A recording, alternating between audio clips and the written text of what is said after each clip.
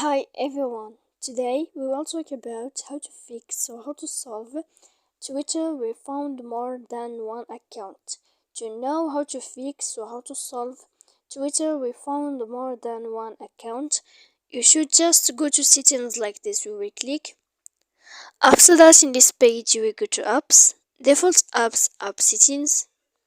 When you will see this list, you will go down to find the application of Twitter and you will enter. Then when you will see this page, you will click force stop. After that, you will enter to storage. When you will see this page, you will click clear cache. Then you will go to click clear data. And after all that, when you will end this, you can turn off your Wi-Fi.